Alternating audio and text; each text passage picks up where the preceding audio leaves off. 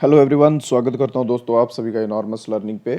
देखिए आज का जो क्लास करने वाले हैं, ठीक है, आज की क्लास में हम मैथमेटिक्स के क्वेश्चंस भी करेंगे, रीजनिंग भी करेंगे, जीके जीएस एज यूजुअल हम करते हैं, ठीक है, जीके और जीएस।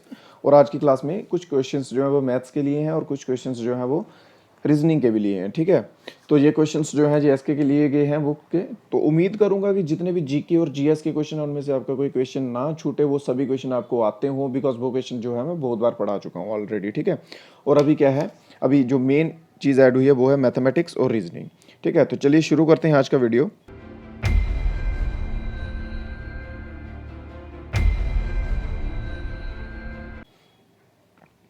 ये रहे पहले क्वेश्चन जो है, 15 क्वेश्चन जो है जीके के हैं, ठीक है, ठीक है।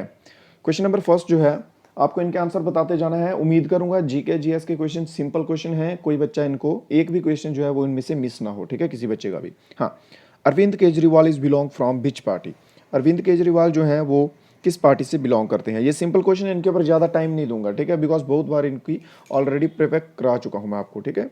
और आम आदमी पार्टी, ऑप्शन नंबर सी जो है दोस्तों आपका बिल्कुल सही ऑप्शन है, ठीक है। अरविंद केजरीवाल जो है ये आम आदमी पार्टी से बिलोंग करते हैं। नेक्स्ट क्वेश्चन है, which is the least popular state in India, ठीक है। सबसे कम जनसंख्या वाला राज्य भारत में कौन सा है। Least popular state in India, जी हाँ, वेल डन। और आपका आंसर जो है सही जाएगा, सिक्किम के साथ, गोवा के साथ मत चले जाइए। हाँ, well done, Sikkim is the right answer. Okay, option number C जो आपका बिल्कुल सही जवाब है। सिक्किम जो है सबसे कम आबादी वाला राज्य है भारत में। और अगर सबसे ज़्यादा की बात की जाए तो सबसे ज़्यादा आता है उत्तर प्रदेश। ओके गाइस, चलिए अगला क्वेश्चन जो है नेक्स्ट है, Mahatma Gandhi is related to which movement. इन जो जितने भी मूवमेंट्स हैं, ठीक है, जितने भी ये ऑप्शंस में दिए गए हैं, चंपारण सत्याग्रह, सिविल डिसोबीडियंस, साल्ट मार्च, इनमें से कौन सा मूवमेंट है जो महात्मा गांधी से संबंधित है या जिसमें महात्मा गांधी का एनरोलमेंट रहा हो। Well done, all of these, ठीक है, इन सभी में जो है महात्मा गांधी का एनरोलमेंट रहा है। अगला क्वेश्चन है, where is Durgapur steel factory. Durgapur जो है स्टील फैक्ट्री कहाँ पे है। Most and the most important question है दोस्तों, ठीक है। आयरन स्टील, इसके ऊपर क्वेश्चंस जो आते रहते हैं और उनमें सबसे इंपॉर्टेंट क्वेश्चन रहता है दुर्गापुर स्टील फैक्ट्री का, जो कि है वेस्ट बंगाल में। जल्दी से आंसर देते जाना आप सभी को, नीचे लाइव चैट खुला है आप सभी के लिए, ठीक है, वेल डन। नेक्स्ट क्वेश्चन जो है, who administrated oath to the governor. जो गवर्नर बनता है, गवर्नर किसी राज्य का गवर्नर बनता है जो, ठीक है, गवर्नर आप ऐसे ले लीजिए जैसे सेंटर में प्राइम मिनिस्टर और प्रेसिडेंट होते हैं, प्रेसिडेंट गवर्नर होता है, वैसे ही स्टेट में, ठीक है, सीएम होता है, सीएम प्राइम मिनिस्टर लगा लीजिए और गवर्नर जो है वो प्रेसिडेंट लगा लीजिए, ठीक है। वैसे ही गवर्नर का रोल रहता है स्टेट के मामले में। और गवर्नर को शपथ जो है वो कौन दिलवाता है, ठीक है। और गवर्नर को शपथ दिलवाता है चीफ जस्टिस, उस स्टेट का, स्पेसिफिक स्टेट का चीफ जस्टिस जो होता है, ठीक है, हाई कोर्ट का, हाई कोर्ट का चीफ जस्टिस जो होता है वो उसे शपथ दिलाता है। चलिए अगले क्वेश्चन की ओर चलते हैं, विच इज द हॉटेस्ट प्लेनेट। मैं उम्मीद करूंगा दोस्तों आपको इनमें से कोई क्वेश्चन ऐसा ना हो जो ना आता हो, बिकॉज मैं बहुत बार पढ़ा चुका हूं और एग्जाम भी सुनने में आ रहा है कि पास ही है, कुछ ही दिनों में आ जाएगा। तो सभी के सभी क्वेश्चन आपके सही जाने चाहिए इस समय। Yes, which is the hottest planet. Yes, hottest planet, देखिए मोस्ट इंपॉर्टेंट अगर प्लेनेट में रहे तो वो है वीनस का नाम, ठीक है। हॉटेस्ट प्लेनेट हो गया, क्लोजेस्ट प्लेनेट हो गया, ट्विन टू अर्थ हो गया, ठीक है, उसके बाद ब्राइटेस्ट स्टार हो गया, प्रेशर कुकर हो गया, ये सभी नामों से अगर कोई जाना जाता है तो वो है वीनस, ठीक है। ऑप्शन नंबर बी लगा लीजिए। अगर प्लैनेट्स के ऊपर, स्टार्स के ऊपर कोई क्वेश्चन आता है तो उसमें वीनस का क्वेश्चन एक आध जरूर आएगा आपको देखने को, ठीक है। चलिए अगले क्वेश्चन की ओर चलते हैं, who was the first female air marshal. First female air marshal, yes, Padmavathy Bandopadhyay. Option number B दोस्तों बिल्कुल सही है। जल्दी से answer, within second answer देना है, ठीक है। और आपको जितना भी टाइम है एग्जाम में वो सभी ज़्यादा तो ज़्यादा टाइम जो है वो आपको देना है मैथ्स और रीजनिंग में। जीके जीएस आपका लगा लीजिए 10 15 20 मिनट में आपको सारा कवर करना है। एक बार क्वेश्चन को पढ़िए, आंसर एकदम से लगाइए, ठीक है। इस तरह से आपकी जीके जीएस हो जानी चाहिए cover. Well done. Next question जो है, Sundarban is famous for. Sundarban आप सभी को सुना होगा, कभी ना कभी नाम आप सभी ने ज्योग्राफी पढ़ी है, ज्योग्राफी में सुना ही होगा, 9th 10th तो आप सभी ने की ही होगी, ठीक है। और सुंदरबन जो है वो किसके लिए फेमस है, एनिमल्स की स्पीसीज में। Well done, well done, tiger, ठीक है, टाइगर्स के लिए जाना जाता है Sundarban. Well done, option number C दोस्तों बिल्कुल सही है आप सभी का। चलिए नेक्स्ट क्वेश्चन जो है, how many days moon take complete one round of earth. चांद जो है, चंद्रमा जो है, ठीक है, वो धरती का एक चक्कर लगाने में कितना समय लेता है। धरती जो है वो सूर्य के इर्द गिर्द घूमती है और चांद जो है वो धरती के इर्द गिर्द घूमता है, ठीक है। ये भी एक साइकिल होता है। ये सूर्य हो गया, ये हमारी धरती होगी और ये चांद हो गया। धरती जैसे जैसे इधर इधर चलती जाएगी और चांद जो है इसके इर्द गिर्द घूमते घूमते घूमते घूमते अपनी रोटेशन जो है वो पूरे करेगा, ठीक है। और कितने दिन लेता है चांद घूमने में? Well done, 28 days. Option number C जो आपका बिल्कुल सही जवाब है, ठीक है। 28 दिन में जो है चांद धरती का एक चक्कर लगाता है हमारी अर्थ का।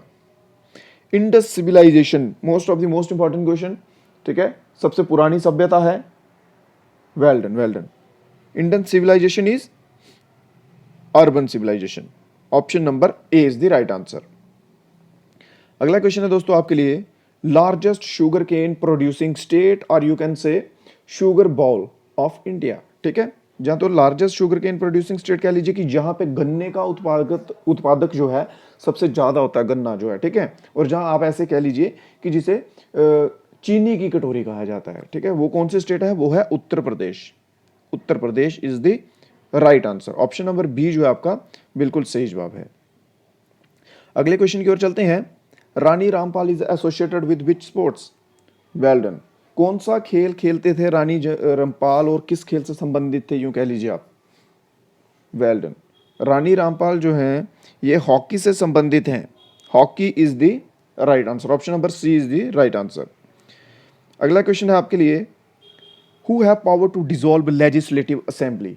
क्वेश्चन को ध्यान से पढ़िए। लेजिस्लेटिव असेंबली की बात की गई है यहाँ पे, ठीक है।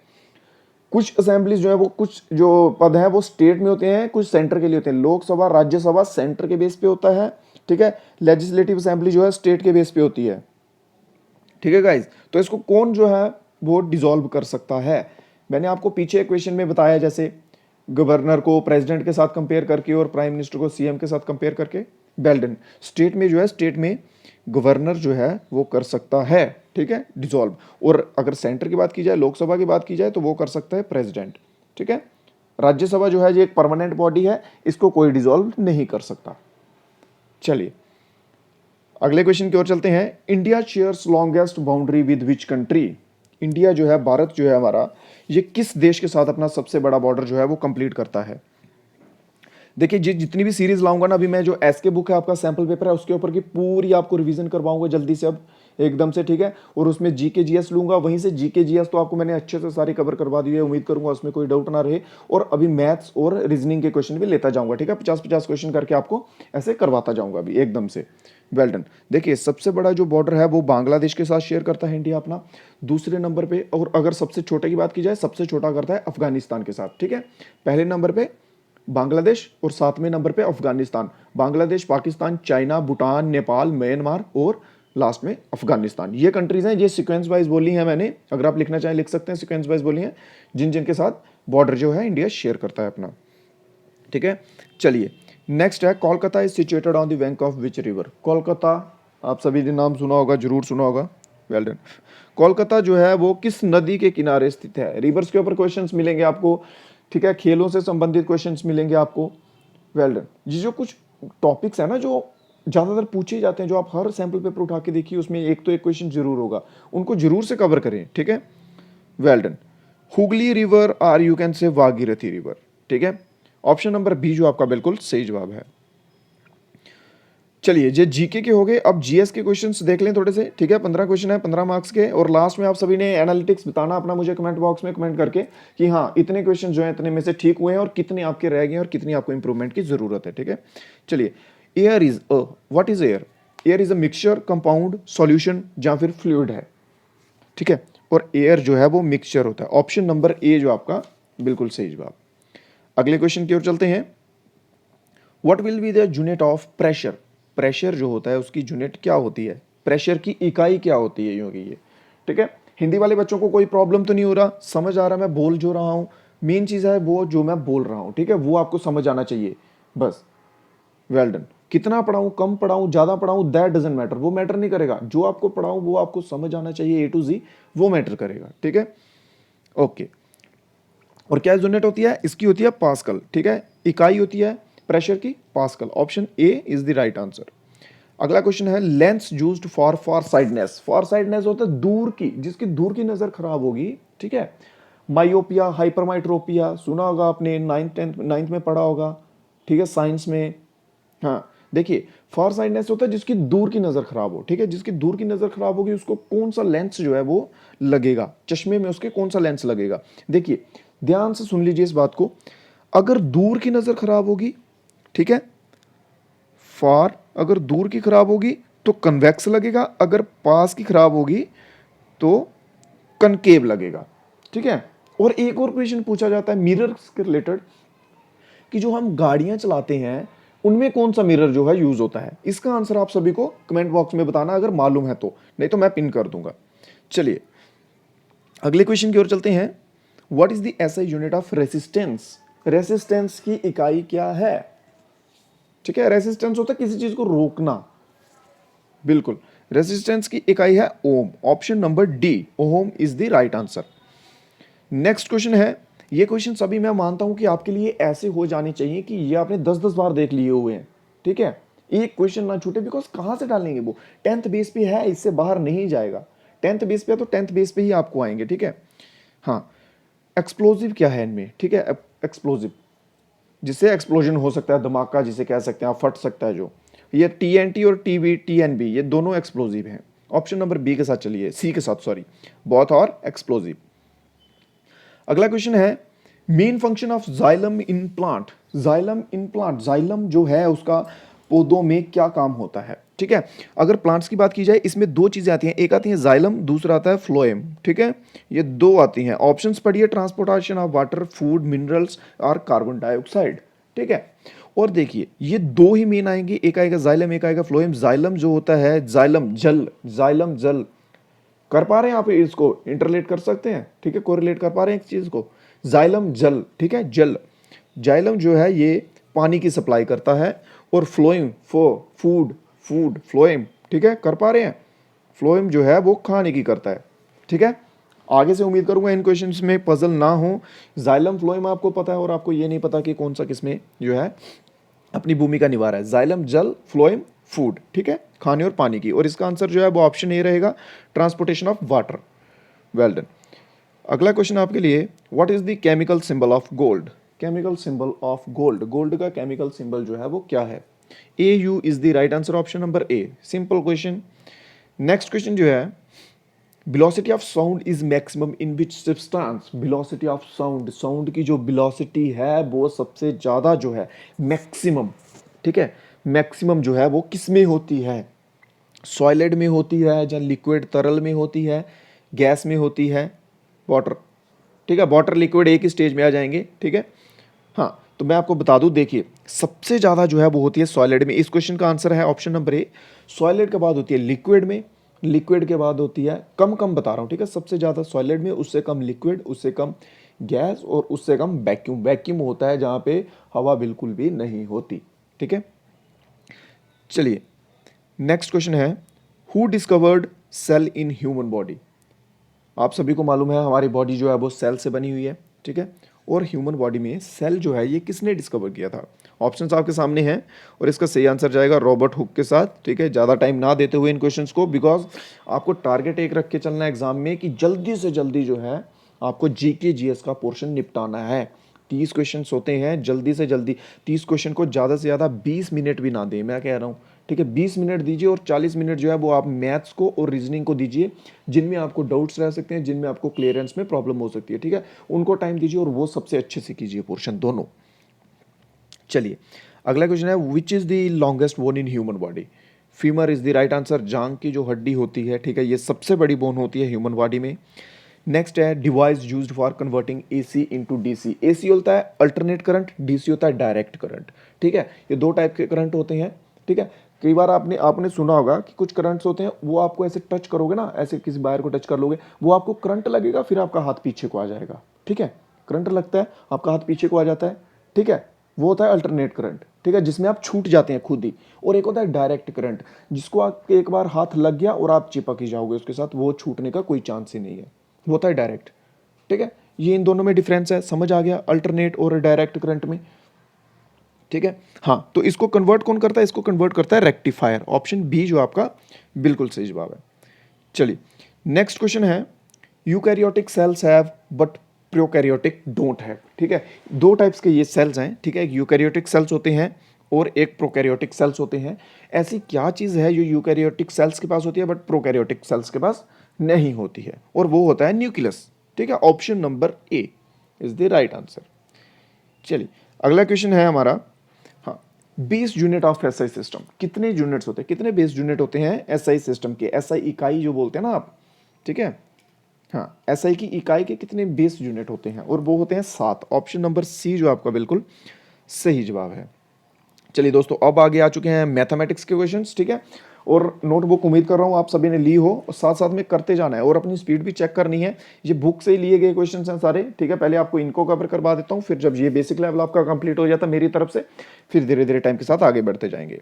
चलिए ट्रेपिज्म, हाँ ट्रेपिज्म आप सभी को मालूम है, ट्रेपिज्म क्या होता है, मालूम है किसी बच्चे को? जल्दी से नीचे बताते जाइए कमेंट बॉक्स में, मैं आपके देख रहा हूँ कमेंट्स, ठीक है। हाँ, in trapezium one pair of opposite side is, trapezium होता है कोई भी आप 2D शेप की फिगर लगा लो, ठीक है, ऐसे करके लगा लो कुछ भी, ये ऐसे पड़ा हुआ है कुछ भी लगा लो, इस शेप में लगा लो, इस शेप में लगा लो, ठीक है। 2D जो मतलब हमें सभी तरफ से ना देखिए, ठीक है। 2D 3D डिफरेंस समझ पा रहे हैं आप, 2 डायमेंशनल 3 डायमेंशनल, जैसे आप एम्बलम की बात करें, ठीक है, हमारे एम्बलम की बात करें, अगर आप उसको 2D देखेंगे ना तो उसमें आपको 3 फेस दिखेंगे, और अगर आप उसको 3D देखेंगे तो उसमें आपको 4 फेस दिखेंगे। 3D होता है कि चारों तरफ से दिखना चीज का, ठीक है, 3D।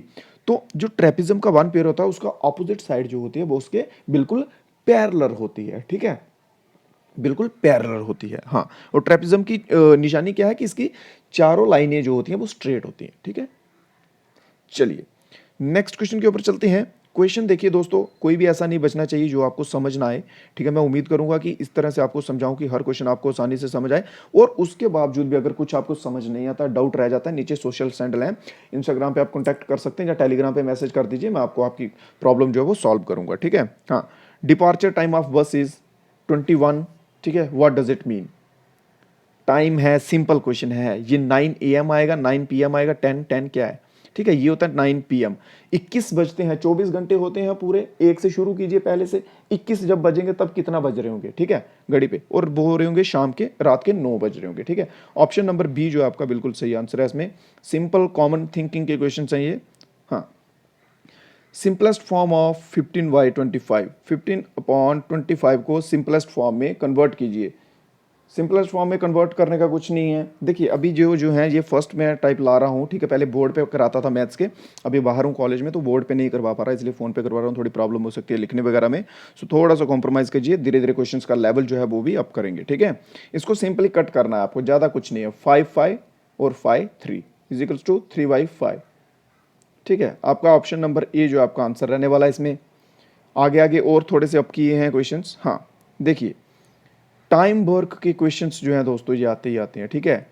इन क्वेश्चन को ध्यान से सुनिए। देखिए क्वेश्चन में उन्होंने बताया ये बहुत ही सिंपल लेवल के क्वेश्चन होते हैं, बच्चे कंफ्यूज हो जाते हैं बट बिल्कुल सिंपल है, समझ लीजिए तरीका कैसे करना है। देखिए उन्होंने कहा कि अगर 18 आदमी जो हैं वो किसी काम को 15 दिन में कर रहे हैं, तो 60 आदमी उस काम को दो बार कितने दिनों में करेंगे, ठीक है जी। क्वेश्चन को हमेशा ध्यान से पढ़िए, कंप्लीट ट्वाइस द वर्क, ठीक है, 2 बार उस काम को कितनी बार करेंगे।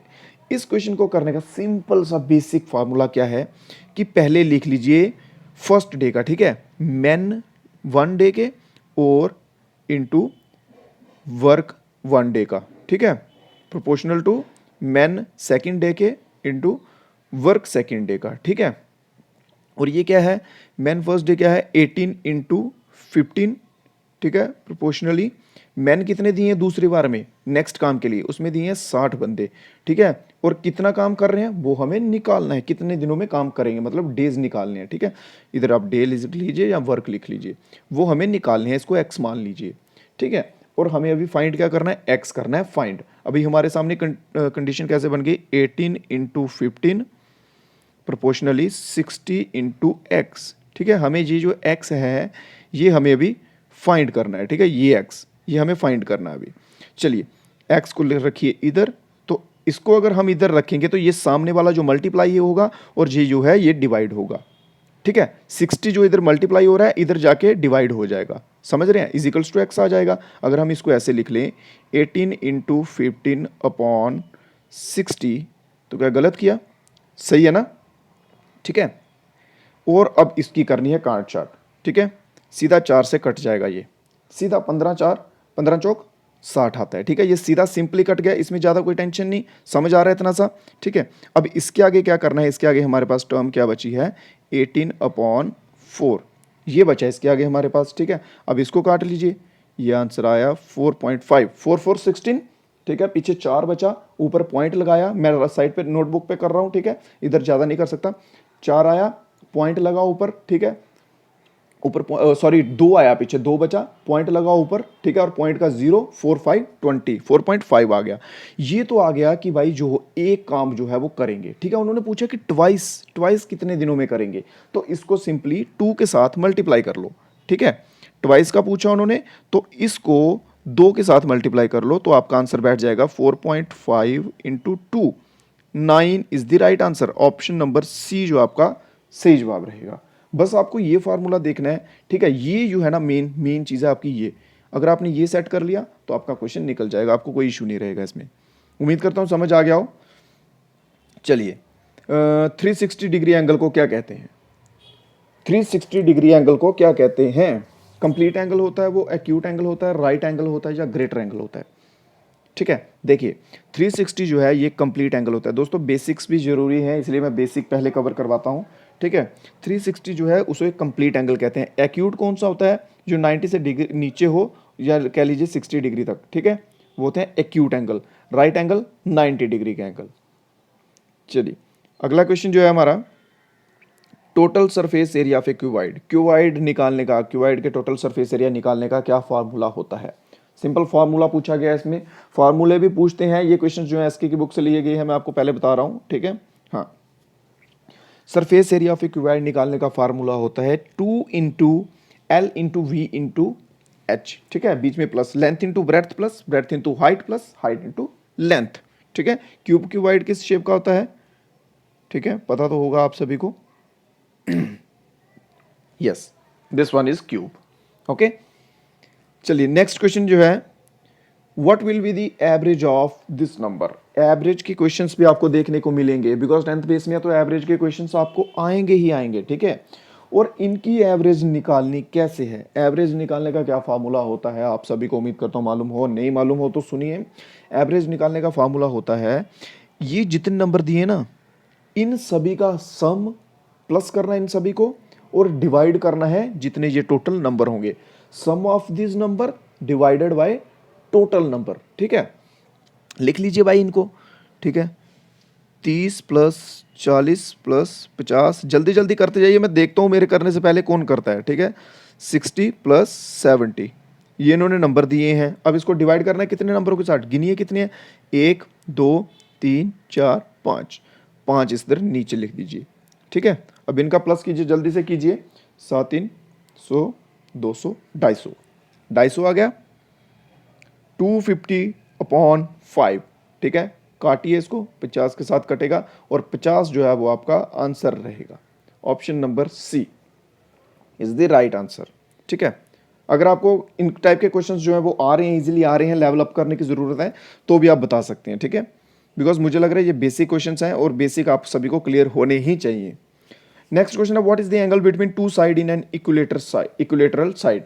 हाँ, किसी भी इक्विलेटरल साइड में, ठीक है, उसके जो बीच के दो एंगल होते हैं वो कितने डिग्री के होते हैं, किसी भी इक्विलेटरल साइड में, ठीक है। Well done. किसी भी इक्विलेटरल साइड के, साइड कह लीजिए या ट्राइंगल में, इक्विलेटर ट्राई एंगल होगा मेरे ख्याल से, इधर साइड नहीं है, इक्विलेटरल ट्राई एंगल होगा, ठीक है।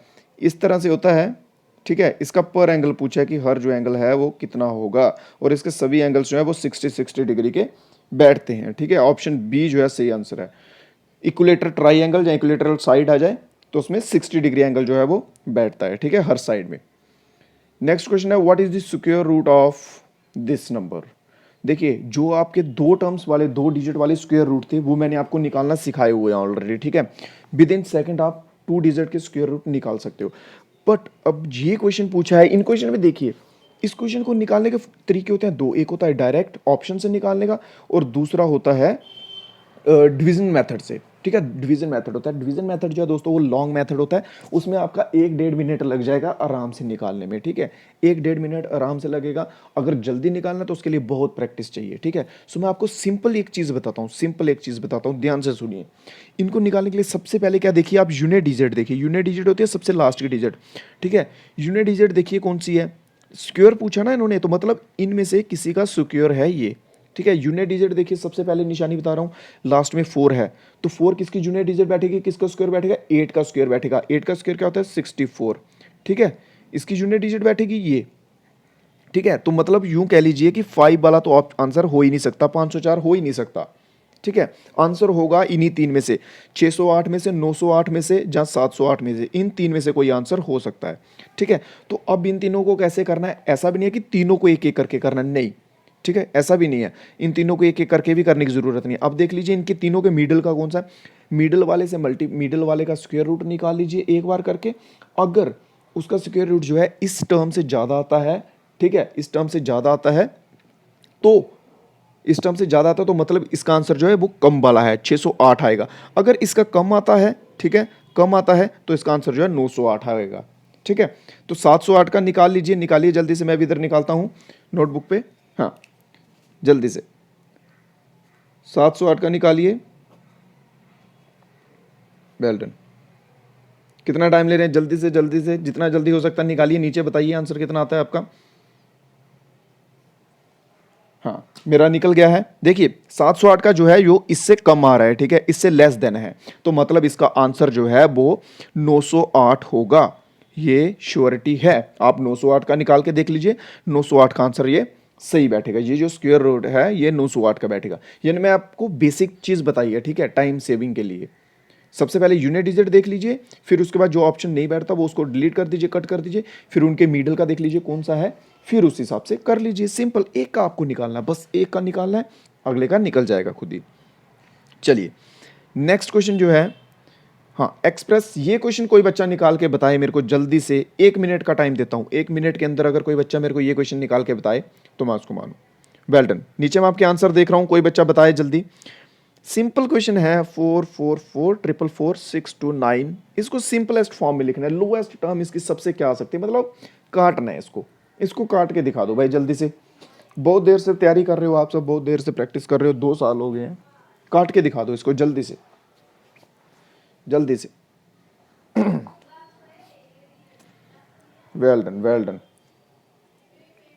काटिए काटिए काटिए, किधर नोटबुक रखिए। जब आप कहीं भी मैथ्स वगैरह पढ़ते हैं ना, ऐसे सब्जेक्ट्स जो होते हैं उसके लिए नोटबुक जरूरी होनी चाहिए पास में, ठीक है। जीके जीएस पढ़ते हैं वो आप सुन लीजिए, उसका कोई इशू नहीं है। मैथ्स हो गए, रीजनिंग के क्वेश्चंस हो गए, इनके लिए नोटबुक जो है वो कंपलसरी है। हाँ देखिए ये जो टर्म्स हैं ये 1 से 10 तक के किसी टेबल के साथ इजिली नहीं कट रही हैं, ठीक है। और ये 444 जो है ये कटता है 12 के साथ, ठीक है। किसकी टेबल में कटता है, बट इन दोनों को कॉमन वर्ड, कॉमन डिजिट से काटना है, ठीक है।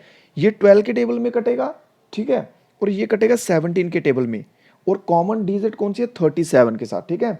37 के साथ ये कटेगा 12 में, और ये कटेगा 17 में, और लोएस्ट टर्म क्या बनेगी, 12/17, सिंपल, ठीक है। बस इसमें चक्कर क्या था, क्वेश्चन सिंपल था, इसमें पजल किस तरह से किया गया था कि वो जल्दी जो है वो आपको टर्म नहीं मिल रही है, 2 से आप इसको नहीं काट सकते, 3 से आप इसको नहीं काट सकते, 4 से नहीं काट सकते, 5 6 7 8 9 10 11 तक नहीं काट सकते, फिर 12 पे भी नहीं काट सकते, 37 के साथ जाके बनेगा, ठीक है। एक आपको हिंट मिलेगा 12 पे 37 का, फिर 37 को इसके साथ काटिए, आ जाएगा आपका आंसर। चलिए अगला क्वेश्चन जो है, नेक्स्ट क्वेश्चन है, हाँ आगे रीजनिंग के हैं, रीजनिंग के 4 क्वेश्चन लिए हैं मैंने आज, ठीक है, क्योंकि ये अभी स्टार्टिंग है मेरी इस सिस्टम में, रीजनिंग और मैथमेटिक्स में, ठीक है, फ़ोन के थ्रू, तो इसमें थोड़े थोड़े ले रहा हूँ अभी। हाँ सिंपल क्वेश्चन है, क्लॉक को अगर इस लैंग्वेज में लिखा जाता है कोडिंग में, ठीक है, तो इस वर्ड को कोडिंग में क्या लिखा जाएगा। इसको सिंपल है, बिल्कुल बेसिक है, देखिए ध्यान से देखिए, कुछ सिमिलैरिटीज दिख रही हैं। सिंपल इस वर्ड को उल्टा करके लिख दिया गया हो, जैसे क्लॉक का सी फर्स्ट नंबर पे है, एल दूसरे नंबर पे है, ये तीसरे चौथे पांचवें पे है, और इन्होंने क्या किया, उल्टा लिख लिया हुआ है। पांचवें वाले को पहले नंबर पे कर दिया हुआ, के को पहले नंबर पे कर दिया हुआ है, सी को दूसरे पे, ओ को तीसरे पे, ठीक है, एल को चौथे पे और सी को पांचवें में, और आगे इसी को इसको भी वैसे कर दीजिए। एस पी क्या लिखा हुआ है, S P E T S, इसको लिखा हुआ ना, अब इसको जो है 5वें नंबर का इसको सबसे पहले कर दीजिए एस, चौथे नंबर वाले को दूसरे नंबर पे कर दीजिए टी, उसके आगे ई, उसके आगे पी, उसके आगे एस। सिंपल, इस साइड को चलना है हमें लेकर, ठीक है, बस बात खत्म। Steps, option number A is the right answer. Reasoning जो है ये बेसिक रहेगी, ऐसा नहीं है कि रीजनिंग जो है खाली इसका आंसर एक ही तरीके से आता है। रीजनिंग के क्वेश्चंस का आंसर दो दो तीन तीन चार चार तरीकों से भी आता है दोस्तों, ठीक है, इस चीज का ध्यान रखिए। हाँ, इंपॉर्टेंट क्वेश्चन, करिए करिए जल्दी से, मेरे करने से पहले कोई करके दिखाए जल्दी, ठीक है। क्वेश्चन लिखा हुआ है, क्वेश्चन मैं आपको समझा देता हूं। पी एक पॉइंट है, ठीक है, ये एक पॉइंट है पी, यहां से राजू चलता है 10 किलोमीटर नॉर्थ की ओर। नॉर्थ क्या हो गया उसका डायरेक्शन, देखिए नॉर्थ, साउथ, वेस्ट, ईस्ट, ठीक है। ये पी पॉइंट है, ये सेंटर में, ये अपनी नॉर्थ में चलता है इधर को, 10 किलोमीटर चला, ठीक है। फिर उन्होंने आगे बोला है कि ही टर्न हिज राइट, वो अपने राइट की तरफ चलता है 3 किलोमीटर। इसका राइट क्या हो जाएगा, फिर इसका राइट जाएगा ईस्ट की तरफ, ये इधर से चलता है 3 किलोमीटर। फिर उन्होंने बोला कि वो फिर से राइट लेता है और चलता है 6 किलोमीटर, 6 किलोमीटर चलता है। तो फिर वो पूछते हैं कि अब बताइए ये अपने जो स्टार्टिंग पॉइंट से कितनी दूरी पर है। इस टाइप के क्वेश्चंस को आप कैसे निकालेंगे, क्या करेंगे आप, इस टाइप के क्वेश्चंस को मैं बताता हूं सिंपली कैसे निकालना है। देखिए, इसको सिंपल इधर ज्वाइन कर लीजिए, ये इतना डिस्टेंस बचा, ये इधर से इतना डिस्टेंस, इधर से इतना, मतलब कि 6 इधर से निकाल लीजिए, ये जो है ये इसके नीचे का ये 4 किलोमीटर है, ठीक है। 6 इसके बराबर का इधर आ गया ना, ये 4 किलोमीटर है। ये इस तरह की फिगर बन गई, इस तरह की फिगर बन गई है ना। रुकिए जस्ट अ मिनट, 1 मिनट दीजिए, इस तरह की फिगर बन गई। ये जो साइड है ये है 4 किलोमीटर और ये जो साइड है ये है 3 किलोमीटर। अब हमें निकालनी है ये साइड, ठीक है, अब हमें निकालनी है ये साइड। इस तरह की फिगर बन गई, इसके लिए फॉर्मूला क्या होता है, H square is equals to P square plus B square under root, ठीक है। ये आपको समझ आ गया। मैं नेक्स्ट पेज पे करता हूं, देखिए ये रहा इसका formula, H square is equals to under root P square plus B square. P होता है परपेंडिकुलर, ठीक है, और बी होता है बेस, ठीक है। ये 3 है, ओ सॉरी 4 है, ये 3 है और ये साइड हमें निकालनी है, एच स्क्वेयर निकालना है, ये है एच, ठीक है। ये आ जाएगा हमारा पी कितना है, पी है भाई 4, 4 का स्क्वायर कितना हो गया 16, और 3 कितना हमारा बी कितना है बेस, वो है 3, 3 का स्क्वायर हो गया 9, अंडर रूट कीजिए, ठीक है। 16 और 9 25, अंडर रूट 25 आ गया हमारा, ठीक है। अंडर रूट से जब हम इसको निकालेंगे तो कितना आ जाएगा अंडर रूट, ये 25 किसका स्क्वायर आ गया 5 का, 5 जो आपका सही आंसर है। 5 किलोमीटर जो अपनी डिस्टेंस दूर है अपने स्टार्टिंग पॉइंट से। समझ आया क्वेश्चन, कोई प्रॉब्लम अगर रहती है तो आप सोशली मेरे से हैंड कॉन्टैक्ट कर सकते हैं इंस्टाग्राम पे या टेलीग्राम पे, तो मैं आपको वहाँ पे ये क्लियर कर दूंगा आपका ये डाउट भी, ठीक है। जी चीज़ समझ हो गई, क्लियर आ गई। चलिए इसका फॉर्मूला याद रखिए बस, जैसे ही इस टाइप की कोई फिगर बन जाए, ठीक है, जिसमें परपेंडिकुलर हो, बेस हो, ठीक है, उसमें यही फार्मूला लगेगा, H square is equals to under root P square plus B square, ठीक है। चलिए नेक्स्ट क्वेश्चन आपके लिए, यस रीजनिंग के क्वेश्चन हैं ये। From the given option fill in the blank space in the series, इसको सीरीज में भरना है, ठीक है दोस्तों। कॉमन सेंस का क्वेश्चन है, ए से लेके एम तक है ना, सिंपल ए बी सी लिख लीजिए, A B C D E F G H I J K L M, ये लिख लीजिए। हमें गिवन क्या क्या है, हमें गिवन ए है, सी है, एफ है, ठीक है, एफ के बाद है एच गिवन है हमें, फिर गिवन है हमें एम, ठीक है। अब इसका देखना है हमें सीक्वेंस, जो है मेन चीज।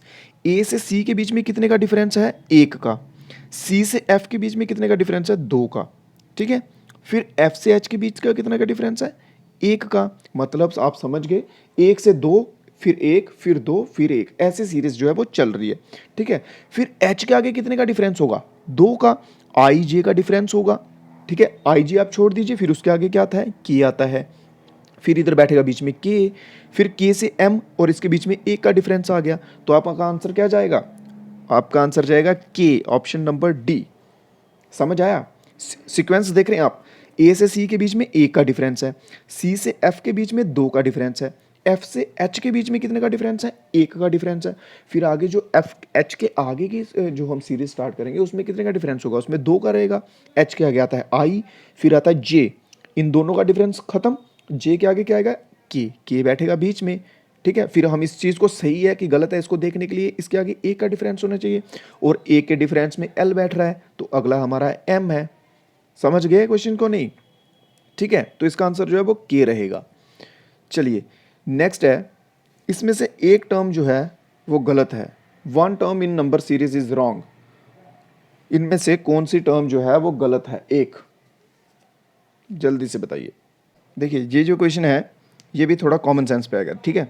इसकी सीक्वेंस को समझने की कोशिश कीजिए दोस्तों। 5, 10, 40, 80, 320, 550 और 2500, 2560। सीक्वेंस इसका इस तरह से कुछ, 5 का डबल करेंगे 10 आएगा, ठीक है, और 10 का डबल करेंगे 20 आएगा, ठीक है, और 20 का डबल करेंगे 40 आएगा। सीक्वेंस समझ रहे हैं? पहले इसका सिंपल 5 से 10 तक एक बार डबल कीजिए, आपकी टर्म आ गई। फिर उसका 10 का डबल करने के बाद जो टर्म आती है सेकंड नंबर पे, उसको 2 बार डबल कीजिए, 40 आएगा, ठीक है। 10 का डबल 20 आता है, 20 का डबल 40 हो जाएगा, ठीक है। फिर सेम 40 के साथ कीजिए, 40 का डबल जो है 80 आएगा, 80 आएगा। 80 का डबल कितना आता है? 160, ठीक है। 80 का डबल कितना आता है? 160, और 160 का डबल कीजिए 320 आएगा। 320 आ गया, ठीक है। फिर 320 का डबल कितना होता है? 320 का डबल होगा 640। इधर आना क्या चाहिए था? 640 आना चाहिए था, बट ये इन्होंने दिया हुआ 550। तो इनमें से गलत कौन सा बैठा फिर? Option number D. एक बार फिर से बता दूं, 5 का डबल 10, ठीक है, ये 5 का डबल किया 10 आ गया। अब ये 10 का डबल करेंगे, ठीक है, 10 का डबल करेंगे 20, और 20 का फिर से डबल करेंगे 40, ये आपका बैठ गया 40, ठीक है। पहली बार एक बार डबल करना और दूसरी बार 2 बार डबल करना है, ठीक है। और फिर अगर अब 40 का देखेंगे, 40 का पहले एक बार करेंगे तो क्या आएगा? 80 आएगा, 80 आएगा। 80 का एक बार 2 बार डबल करेंगे, 80 80, 160, 160 प्लस 160, 320, ठीक है।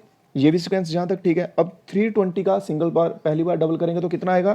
ठीक है, 550 आएगा। ओ सॉरी, पहली बार डबल करेंगे तो इसका आएगा 640, ठीक है, 640, बट इधर गलत दिया हुआ है, इधर दिया हुआ है 550, और जहाँ पे आना चाहिए था 640, आपका आंसर इधर ही बैठ जाएगा 550 पे। और अगर आपको इसको रीचेक करना है, ठीक है, तो फिर 640 का आगे करके 1280 को डबल कर लीजिए, तो आपका आंसर बैठ जाएगा 2560 आ जाएगा, ठीक है। तो हमें इस कैंप से ये पता चलेगा कि ऑप्शन नंबर डी जो है ये गलत है, 550 की जगह 640 होना चाहिए था, ठीक है।